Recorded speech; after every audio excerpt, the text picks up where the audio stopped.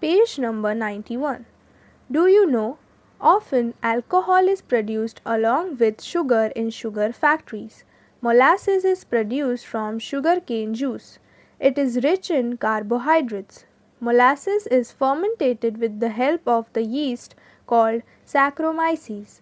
In this process, ethanol C2H5OH alcohol is produced as a primary product and ester and other alcohols as secondary products.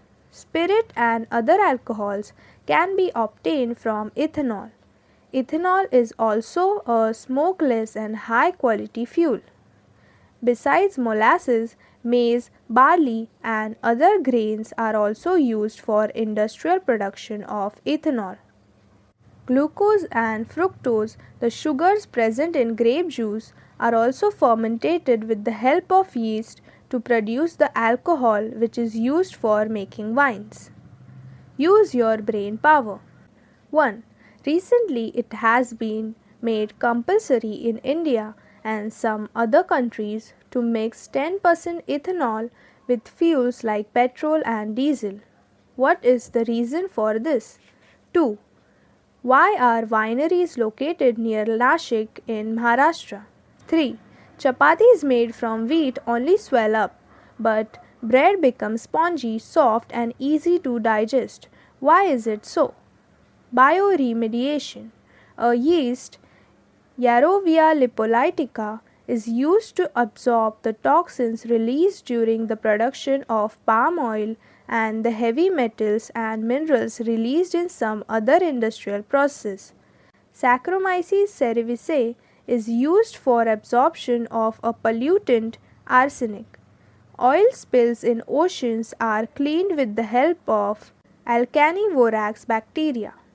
Antibiotics. Carbon compounds obtained from some bacteria and fungi for destroying or preventing the growth of harmful microorganisms are called antibiotics. Antibiotics, a discovery of the 20th century, have brought about a revolution in the field of medicine. Even a disease like tuberculosis has been almost completely eradicated from some countries. Antibiotics mainly act against bacteria. Some antibiotics can destroy protozoa.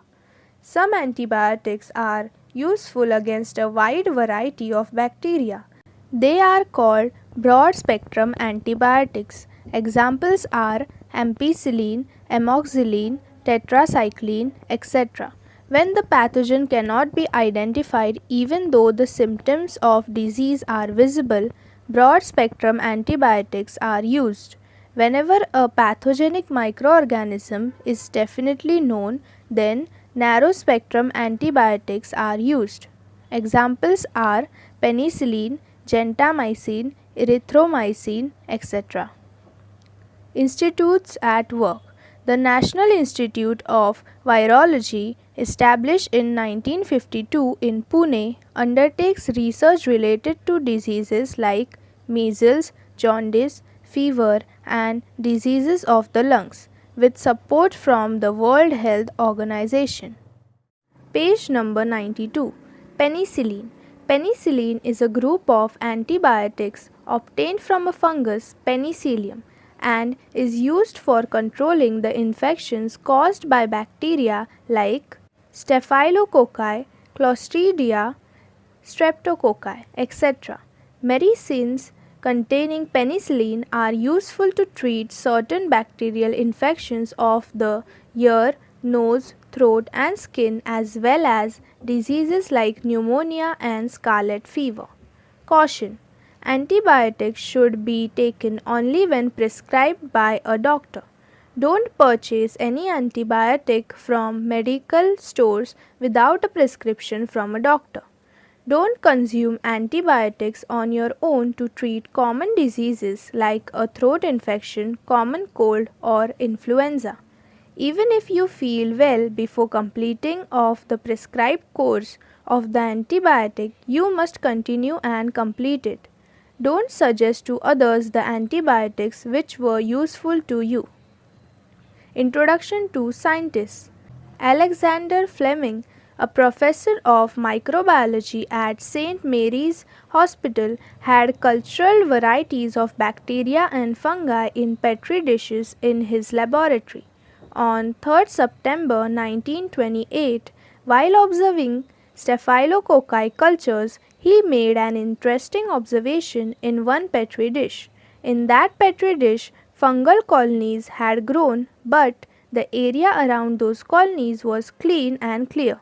That is, bacteria had actually been destroyed. After further studies, he confirmed that the fungus growing there was penicillium and its secretion had destroyed the bacterial colonies. Thus, the first antibiotic, penicillin, had been discovered accidentally, and this formed the basis for attempts to find cures for incurable diseases. Shouldn't we always be grateful to Alexander Fleming for discovering the life-saving antibiotics? Dr. Alexander Fleming. Wonderful to know. Ants grow fungi in their termitarium anthill and obtain food from it. Some species of wasps and other insects lay their eggs in the fungal bodies growing on trees, thus ensuring a food supply for their larvae. Harmful microorganisms. Fungi. Can you tell? 1. Which changes do you notice in leather articles and gunny jute bags during the rainy season? 2. For how long afterwards can you use those articles? 3. Why do these articles do not get spoiled during the summer or winter? Page number 93. Microscopic spores of fungi are present in the air. If there is sufficient moisture, spores germinate on cotton fabric, gunny bags, leather, wooden items, etc. The fungal hyphae, fibers of the fungus, penetrate deep into the material to obtain nutrition and to reproduce. This causes the material to wear and become weak. As a result, gunny bags, leather items like shoes, purses, belts, etc., on which fungi have grown do not last long.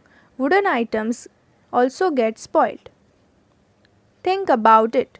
Sometimes you may notice a black powder or white disc floating on the pickle or muramba when a jar is opened after a long time. What exactly is this? Why are such food items not good to eat? Various species of fungi grow on food items like pickles, muramba, jam, sauce, chutney, etc. They use the nutrients in these food items for growth and reproduction. During this activity, fungi release mycotoxins, certain poisonous chemicals into the food, and thus food becomes poisonous. Hence, the food on which fungi have grown cannot be eaten. Clostridium. Sometimes cases of food poisoning occur during community feasts. How does the food become poisonous all of a sudden? The bacteria which spoil cooked food are Clostridium. Out of about 100 different species of this bacterium, some are free living in the soil, whereas some live in the alimentary canal of humans and other animals. These bacteria are rod-shaped and produce bottle-shaped endospores in adverse conditions.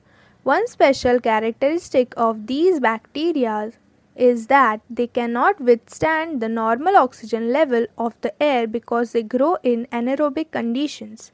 Figure 8.4 Clostridium species. Clostridium tetani, Clostridium perfringens, Clostridium botulinum, Clostridium difficile. Other harmful microorganisms. Do only the Clostridium bacteria cause illness? Other kinds of microorganisms like bacteria, viruses, protozoa, and fungi are also responsible for different diseases that affect humans. You have learned about viruses, which are smaller than bacteria and can grow and reproduce only in living cells. Let us see how they are harmful to us. An introduction to scientists.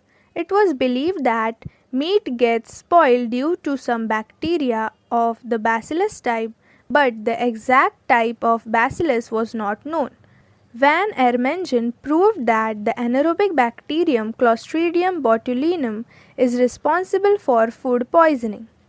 Ida Bengtson obtained higher education in biochemistry at Chicago University.